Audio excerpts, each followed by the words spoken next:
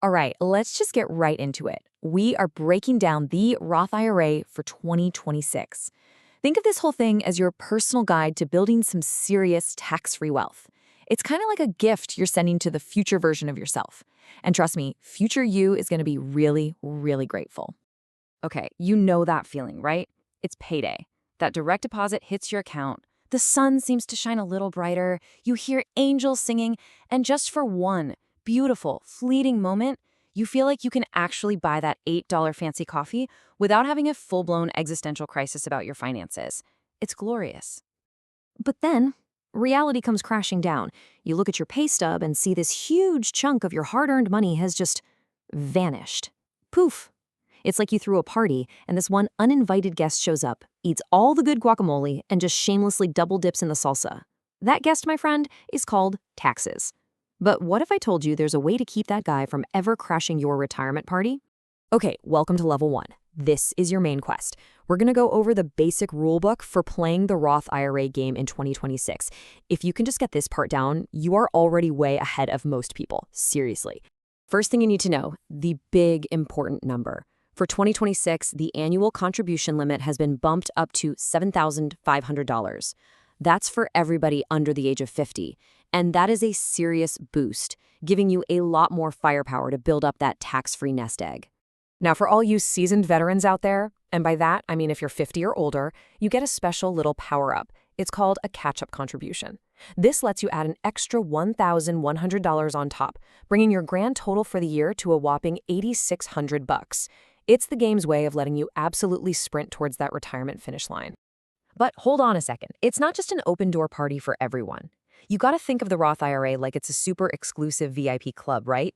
And the bouncer at the door, well, he's checking your income, specifically your modified adjusted gross income, or MAGI.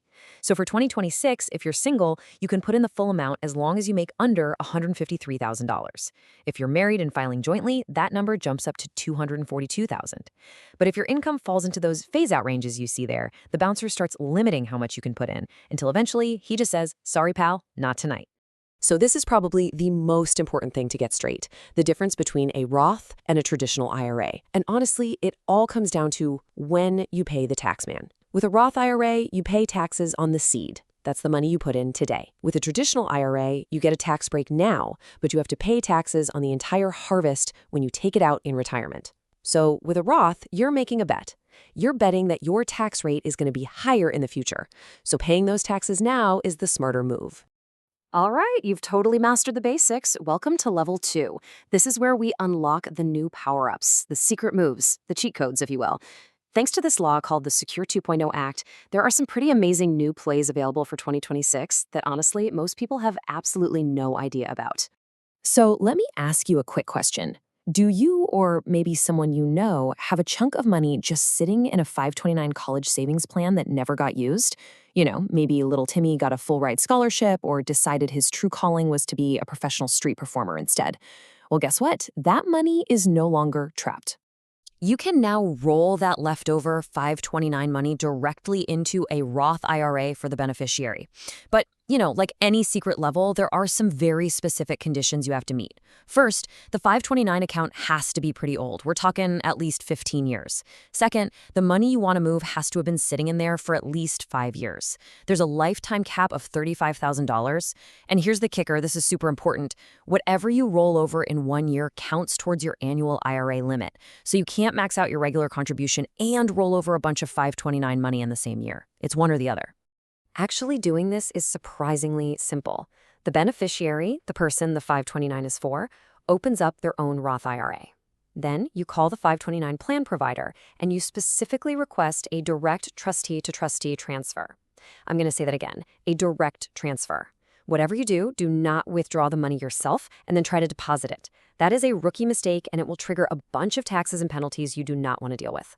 Now, check out this next rule. This one is a pretty big change for high earners. Starting in 2026, if you're 50 or over and you made more than $150,000 in the previous year, any of those catch-up contributions you make to your 401k at work have to go into a Roth 401k. The government is basically saying, hey, you make a lot of money, so you're going to pay the tax on that extra bit now. It gets them more tax revenue today, and it means no more pre-tax deductions on those catch-ups for the big earners. Okay, let's head to level 3. This is where the rubber really meets the road. All this theory is great and all, but how do you actually get started? Well, this is your quick start guide, and I designed it to be as simple and friction-free as humanly possible. So first things first, where do you even go? Look, don't get stuck in analysis paralysis. Just pick a reputable, low-cost brokerage. Places like Fidelity, Vanguard, SoFi, they're all fantastic options. And you know the best part? Most of them have absolutely no minimum to get started. You can literally start with whatever you have, even if it's just 25 bucks.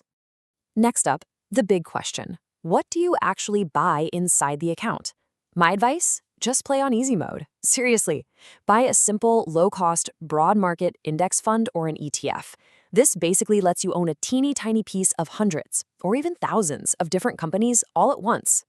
Trying to pick individual winning stocks, that's like trying to find one specific grain of sand at the beach. I mean, it's possible, but why would you make it so hard on yourself?